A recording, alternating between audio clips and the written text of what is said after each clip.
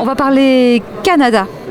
Canada, Québec, Canada, dans tous les cas, puisque vous savez que le thème cette année événementielle, c'est l'Expo Canada, alors qu'il n'est pas qu'une expo, parce qu'il y a toute la partie vivante, voire très vivante, effectivement, du Canada. Alors j'ai avec moi, à côté de moi, Mathieu Gaillard, Carole également, que je présenterai un petit peu mieux tout à l'heure.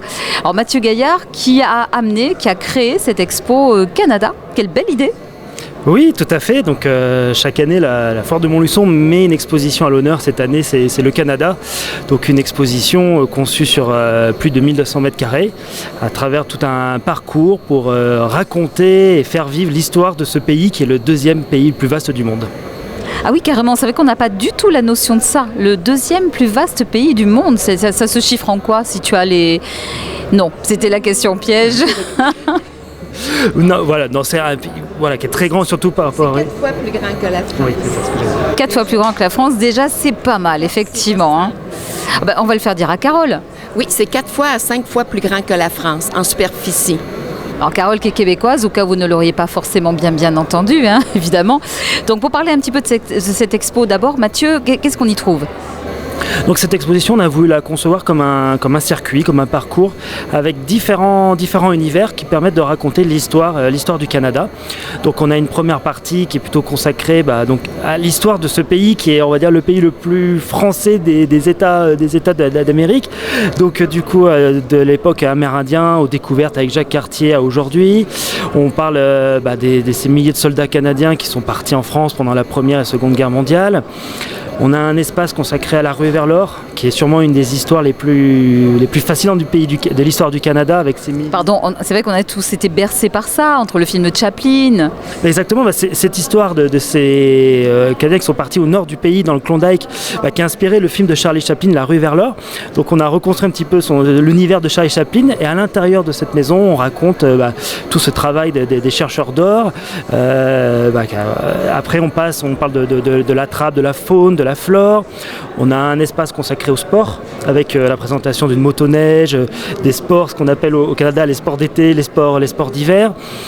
Après, il y a un espace consacré plutôt au pays tourné vers l'avenir. Hein. Le Canada, c'est des grandes métropoles, c'est une économie en développement, beaucoup de Français qui partent aussi au Canada.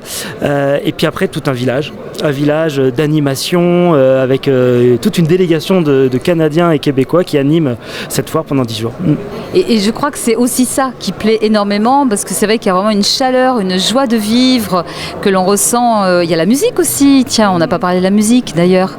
Oui, c'est vrai qu'au tout ce parcours scénographique, il y a ce village avec ses différents commerçants, ses animations, ses produits, et une scène où se produisent deux paroliers, de chanteurs, dont Alain François, qui mettent une ambiance folle pendant cette foire. Et ils ne sont que deux. Ils ne sont que deux, et à eux deux déjà, c'est énorme. À eux deux, ils créent une ambiance autour du restaurant, parce qu'il y a aussi dans ce village un restaurant, enfin un espace dégustation où on peut goûter la poutine, ce plat typiquement canadien qui est devenu international. Et donc cette scène qui anime et qui est vraiment dans le côté festif et qui donne envie d'y rester et surtout après d'aller au Canada. Oui, et je pense que c'est ça. Alors Carole, parce qu'en même temps c'est tellement agréable aussi de vous entendre parler, c'est ce qu'on aime, nous Français, d'entendre ce Français parler avec cet accent-là. Donc vous êtes québécoise, Carole.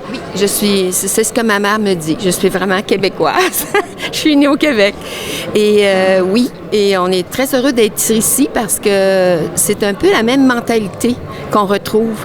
Et ce qui disait la guerre, les Québécois, les Canadiens qui sont venus donner un coup de main ici, bien, on retrouve depuis, c'est pas de ma génération, mais ce lien qui s'est créé au niveau du cœur, on le retrouve encore ici. Alors quand vous dites ici, c'est en France en général. En général, Montluçon, l'accueil, c'est comme si ces racines-là ont été tellement puissantes qu'on les porte encore.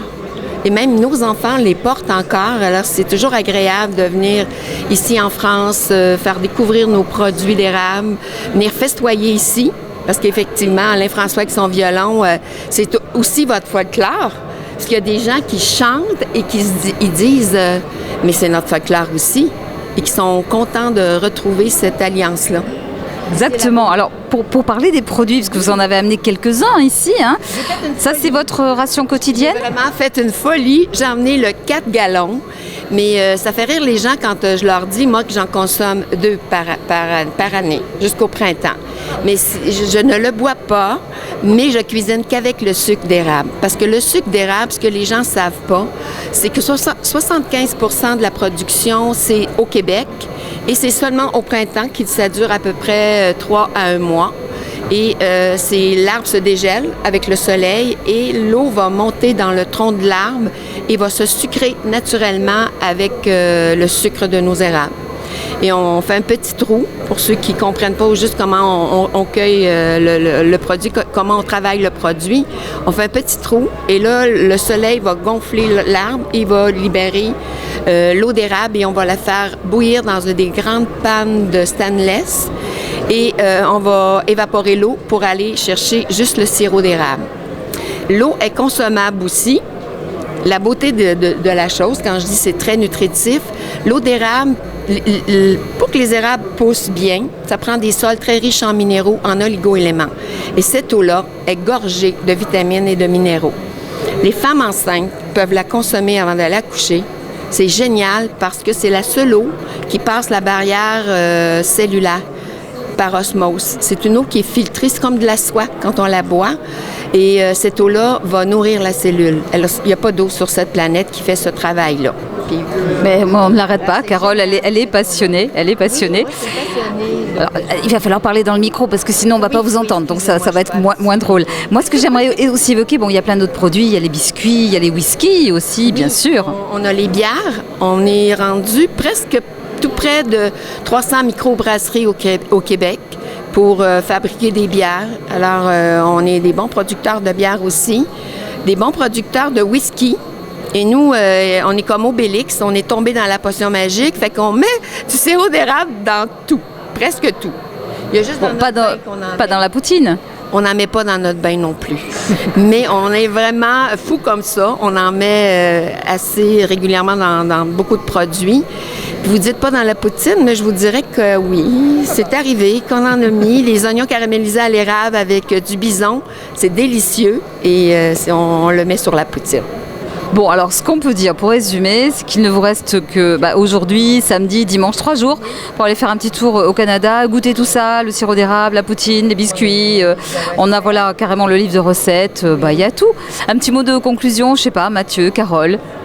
Écoutez, voilà, c'est toujours un plaisir d'être sur la Formule Son, puis avec voilà, la convivialité, la chaleur des Canadiens, c'est une belle édition et du coup une belle exposition et voilà, à découvrir encore pendant 2 jours. Parfait, merci. Ah, Carole a un petit mot à rajouter parce que je crois que Carole, on ne l'arrête pas. C'est une belle fusion avec Décor Gaillard parce que c'est des amis. Et c'est toujours une super de belle collaboration, puis on est toujours heureux on continue, on a 2 jours, encore 3 jours à festoyer avec vous, fait que venez en grand nombre parce qu'on est heureux d'être ici, puis on a hâte de vous accueillir en grand nombre. Bon, le mot de conclusion, festoyons, venez festoyer, et vous avez jusqu'à dimanche. Voilà, à très vite.